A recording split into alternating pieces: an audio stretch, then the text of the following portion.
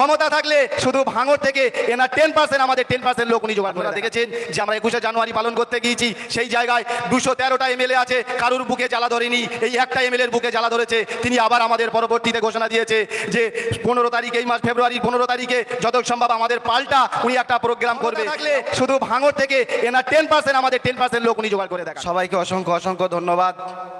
আজ বেওতা ওয়ানের পক্ষ থেকে যে এই জায়গায় রক্তদান শিবির হচ্ছে, তার জন্য বেওতা 1 নম্বর অঞ্চল কমিটিকে অসংখ্য অসংখ্য ধন্যবাদ জানাই। ডোনার কতটা হলো সেটা কোনো ফ্যাক্টর না, এই জায়গায় যে এই প্যান্ডেল খাটিয়ে রক্তদান শিবির করা হচ্ছে, এটা কমসে কম 100 বছরের ইতিহাসে একটা নজির যে এরকম একটা জায়গায় এই রক্তদান মহা উৎসব এইখানে পালন করা হচ্ছে। কেন? যাদের স্মরণে আজকে এই রক্তদান শিবির পালন করা হচ্ছে, মহিউদ্দিন গাজী, রেজাউল গাজী এবং হাসান ভাই, তাদের স্মরণে রক্তদান শিবির করা হচ্ছে। যে পঞ্চায়েত নির্বাচনে যারা আমাদের 3টে ভাইকে শহীদ করেছিল তাদেরকে আমরা ভুলিনি। আর ইন্ডিয়ান সেকুলার ফান্ড আইএসএফ যতদিন থাকবে আশা করছি আমরা, আমাদের এমএলএ নওশাদ সিদ্দিকী ভাইজান এটা কোনো দিন ভুলবে না।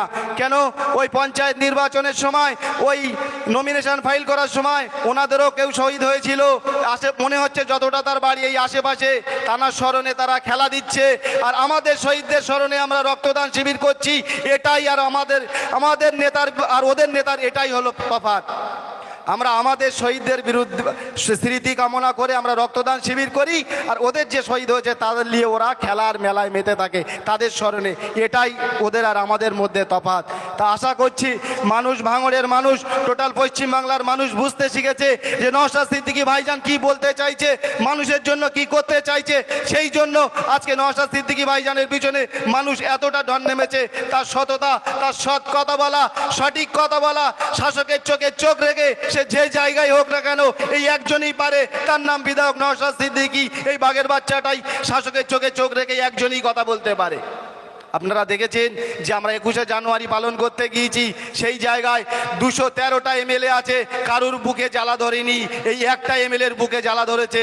তিনি আবার আমাদের পরবর্তীতে ঘোষণা দিয়েছে যে 15 তারিখ, এই মাস ফেব্রুয়ারির 15 তারিখে যত সম্ভব আমাদের পাল্টা উনি একটা প্রোগ্রাম করবে। তা ওনার ক্ষমতা থাকলে শুধু ভাঙড় থেকে এনার 10% আমাদের 10% লোক উনি জোগাড় করে দেখাক। লোক বাইরে থেকে আনলে হবে না।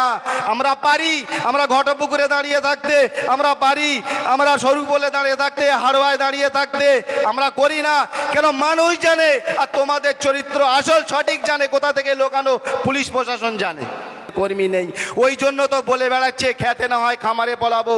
তো খামারে এসে দেখবেন আমাদের নওশাদ সিদ্দিকী ভাইজান বুক চিতিয়ে এই সাধারণ মানুষের ভোট, তাদের গণতান্ত্রিক অধিকার ছিনিয়ে আনার জন্য নিজে বুক চিতিয়ে দাঁড়িয়ে থেকে আপনারা যে ভোট দেবেন, আপনাদের সেই ভোট গুনে আনার জন্য নিজে ওই জায়গায় উপস্থিত থাকবেন।